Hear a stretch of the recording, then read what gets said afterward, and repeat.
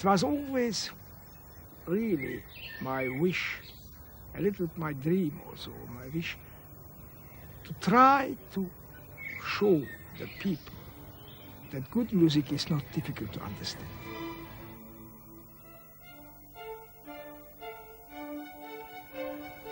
I selected a young orchestra, and I was immensely impressed. The tremendous professionalism and the enormous goodwill and enthusiasm. And this is what this program needed.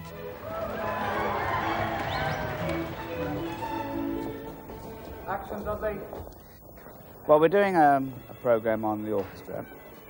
Both Sir Georg Solti and myself, who are involved in the program, both had the same misgivings about the idea of popularizing the orchestra.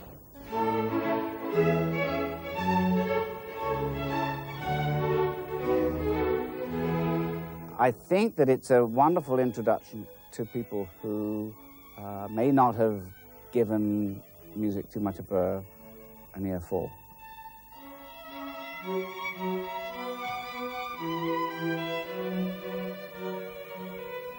It's an entertaining show.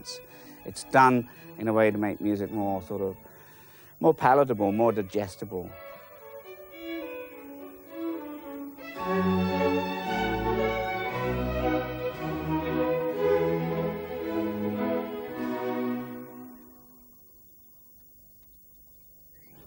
I've never met so many people from different countries before. It's amazing. Even though you can't communicate with the next violinist or whoever's in your section, for example, you can, when we get under Solti or whoever's conducting when we're playing the music, it communicates anyway. Everybody's getting together to do one great thing. It's fun and it's exciting and it's great. You can tell they love the music. Even if they don't even speak the language, it's there. I think it captures the the gaiety and the spontaneity and the exuberance that we felt, I think, doing these programs. I think one of the things we were all worried about was that it was going to seize up, and through trying to get certain things across, and I don't think that's happened. Generally, people don't care to listen to classical music anymore. They're afraid of listening and said, "Oh, I don't understand anything, so how can I listen to it? It's too difficult." I think it has to do also with your education, because when you have never heard classical music, you think it's dull, and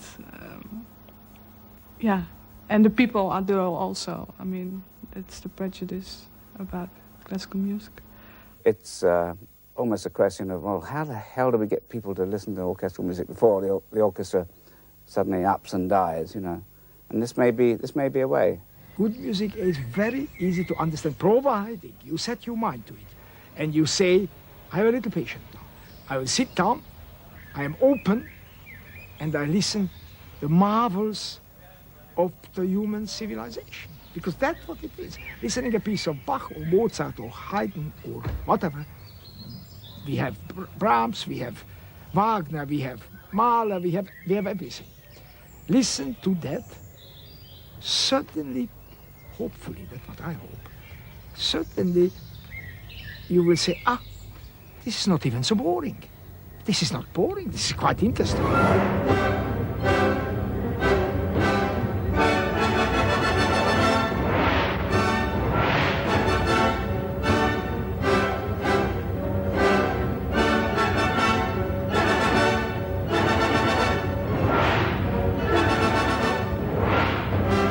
Start without string, please. Everybody knows string. My dear friend, that's a little bit too much on the whoosh.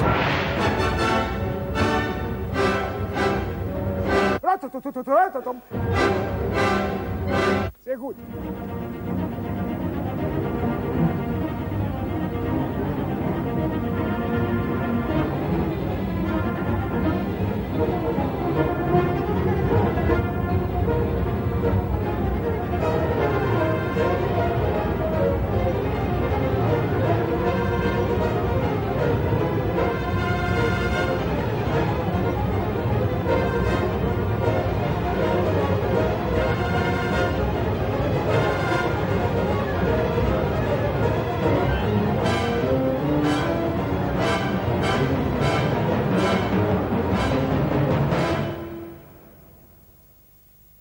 I have one major ambition in my life, to be better. To be better and do your work every day better. And not feel that would be my end, that one day I will say to my family, I am wonderful. That's the end. I never said that. And I hope I stick to that as long as I live. It's marvelous to be in the presence of a man who knows his stuff that well, you know, who apart from, you know, just a technical acquaintance with his material. When he conducts us, we really want to give him something special. There's something he pulls out of the orchestra, and it's different from any other conductor, because it's not in his hands. It's in his face somewhere. I've always wanted, as a professional musician, to work with great conductors. And this is what makes great musicians, because what they have to offer is passed down. He'll study a piece of music and he'll go very, very slowly and really make sure he has it right under his belt. No quicker than any one of us, and yet he does it in such a way that in the end he is absolutely dead sure of what he's doing, which I admire enormously. Sometimes as we get treated very professionally, and sometimes it's a little hard to follow because we've only been together for 10 days now, and it's like he's conducting like we were together for 20 years. I heard so many stories that he became so angry every time, but yeah, he's very kind and it's nice working with him. Would you do me one favor? Try in one bow, see what happens. It's amazing how much patience he has, both with other people and with himself, you know. The beginning, the first quarter of hour, they sat very stiff there when I came, because that's natural. I am much older than they are and have a certain amount of reputation, and all that is frightening young people. But I told jokes immediately, and that takes away the fear. And now we are friends. He's so intense, and he comes in right away, and especially as young people, we always want to perk up right away and play. And I think he appreciates that as much as we do playing under him. Yeah, but only with his singing, it's very clear to how he wants to sound the music.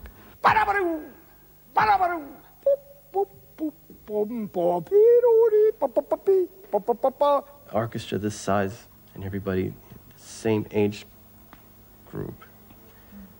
It's incredible because of the energy. Everybody's so young, and this is what's making Solti do a good job with us.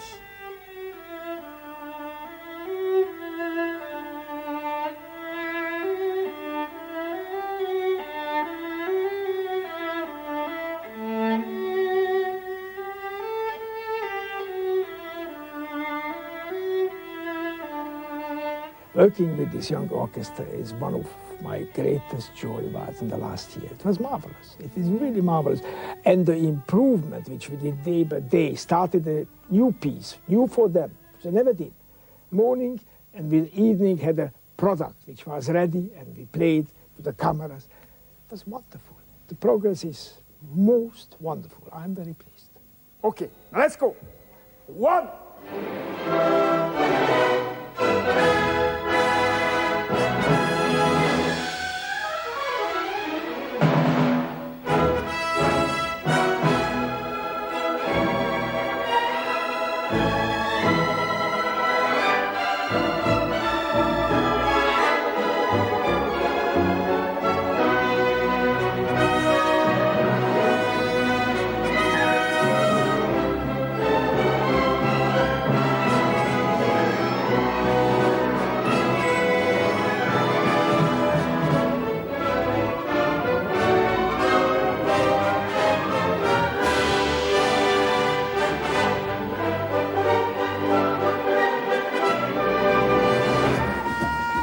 A whip to sing here? Yeah, sometimes a whip or a slap. I shall have to take this home with me.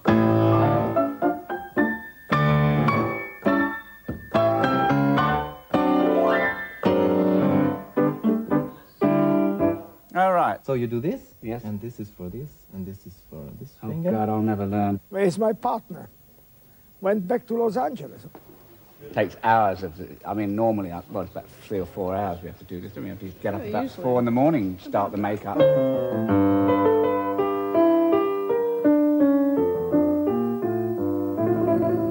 Do you specialize in one particular area of percussion, or do you have to do all percussion?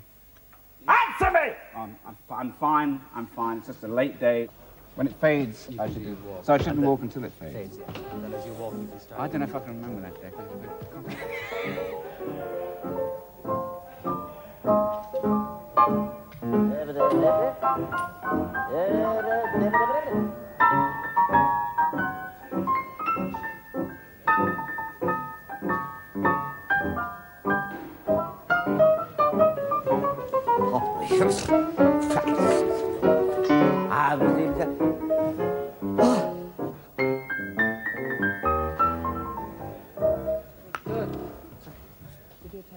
I thought that was it. Right, so that is a wrap.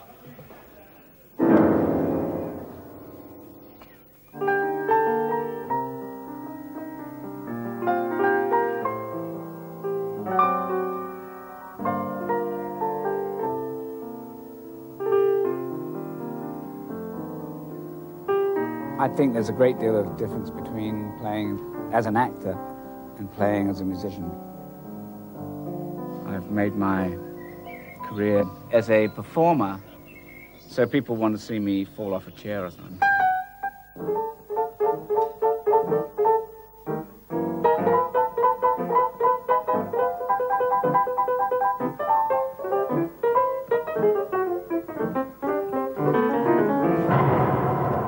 But if you're a musician, you can't do that. You have to be really up there technically. And I think that's what's frightening about being a musician.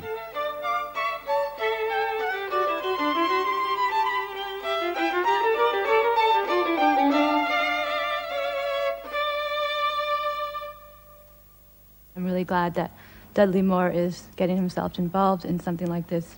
It's showing also how you don't have to be a professional musician, or you don't have to be, a perfect pianist or anything to really enjoy music. And, I think he's conveying that across, also his love for music.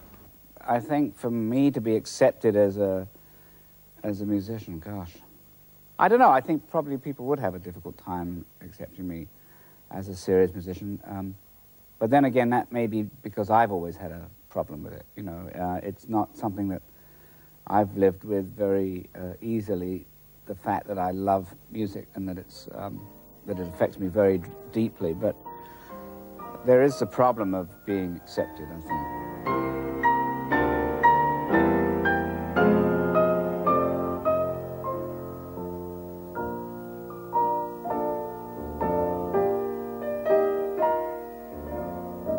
You have to work if you're going to be a performer on an instrument. I've always played the piano since I was a kid, but to actually make a career out of it, to make any sort of move that way, is not something that I seriously consider. It's up to him. He has the possibility. It's up to him. But there's a hard way, hard work, which he now begins to realize how hard is that one. Hours of practice. I'm fulfilling dreams that have been long buried, and playing the piano with an orchestra under Solti, I think, is sort of a dream come true. We have a quite nice sort of combination. Whatever I'm too serious, he makes fun of that, and whatever makes too much fun, I've been serious. It's a very good combination. I like working with him.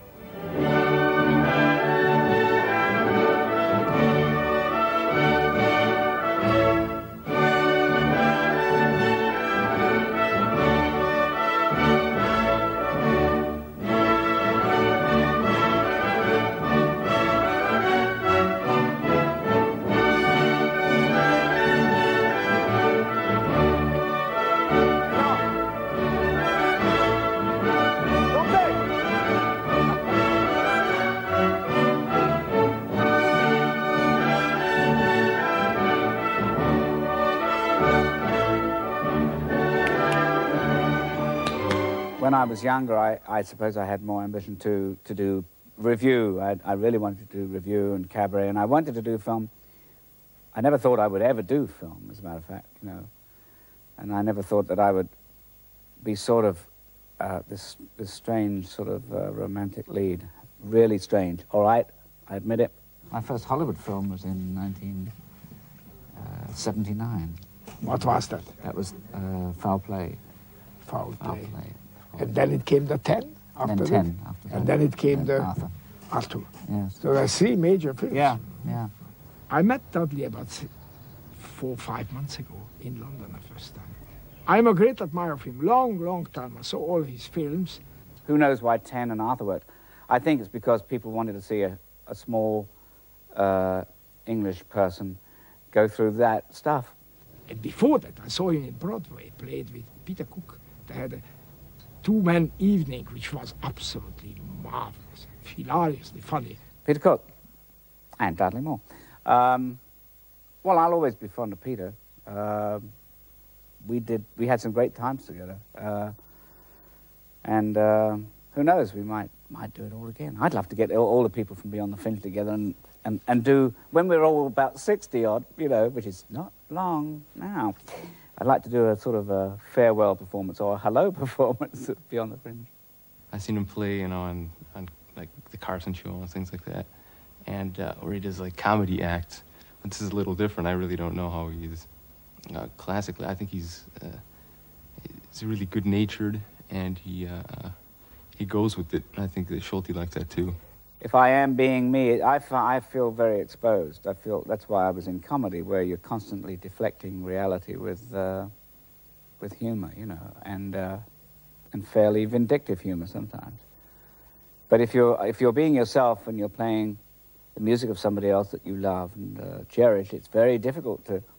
For me, anyway, I feel very vulnerable. Yeah, that's probably why I haven't done it. I'm not sort of doing it as a sort of crusade now. It's just that I feel more ready than I was to expose myself, if that's the phrase.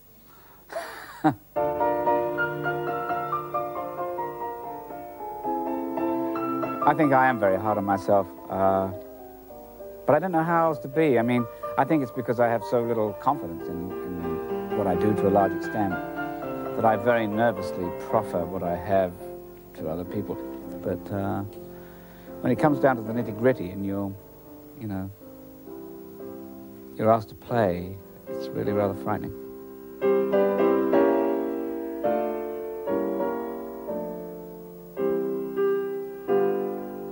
I'm pretty happy. I think the more truthful I am with myself, the happier I am. On the other hand, I can see why I wasn't truthful with myself for many years, because it's so much harder. You confront things much more often and much more easily, but you know, you are confronted then with yourself.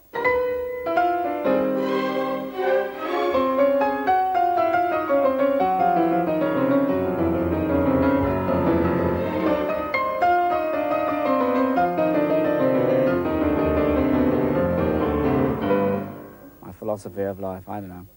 It's going to sound like one of those hand-me-down do-it-yourself books, isn't it? You've got to do what you want. You have got to do what you want, otherwise you're in real trouble.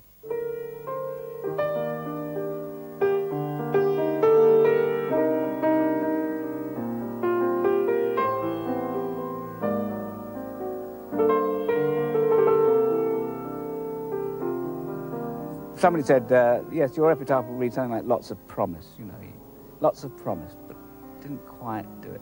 Maybe I'm afraid, you know, that's why I'm trying to do it now. But maybe it's too late.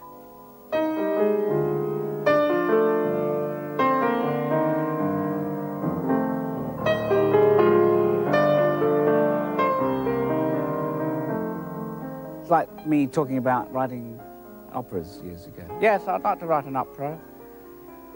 Never did. Never did.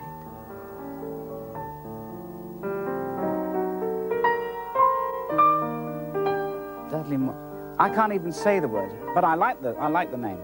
Don't get me wrong, the name is fine, but the notion of this twit, I'm as angry about him as anybody else is. That's probably the trouble. If I wasn't angry at myself, I'd be fine.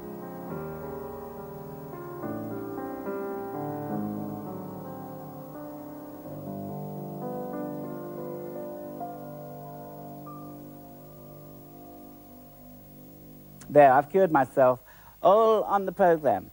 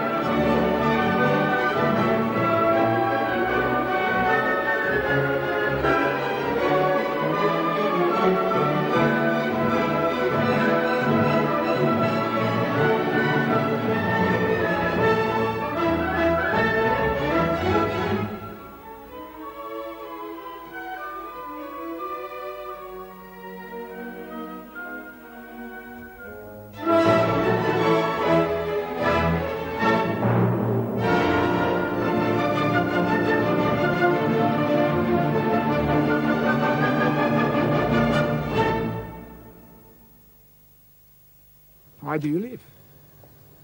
I was born to conduct, definitely. As a child, I've always wanted to somehow be involved with the orchestra. It's not something I always knew when I was born, that music was a thing. It wasn't born.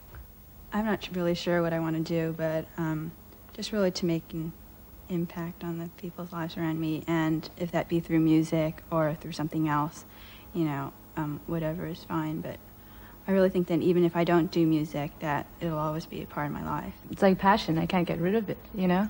I progress in as much as I possibly can in music. I just hope to become the best musician I can be. I'm lucky that, I mean, I don't know what I would do if I didn't have the piano. If I wasn't able to play, I don't know what I would do. I'd be probably bored by everything, you know. Music is my life. I was born to make music. Otherwise, my life would not make much sense.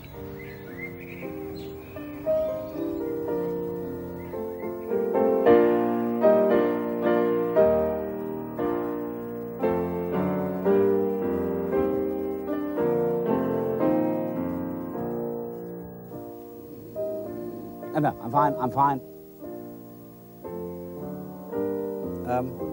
I think George was asked that. Pass. Next question.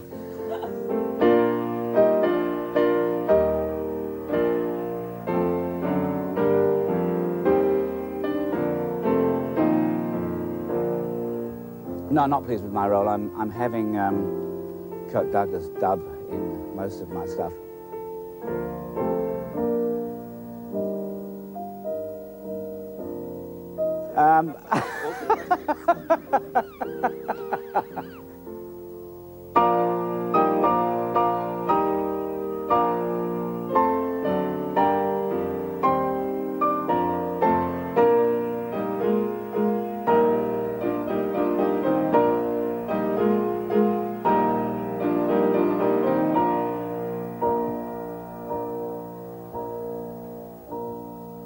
So I am quite hopeful, having this young orchestra, having very interesting things about music, from Bach to Lutoslavsky.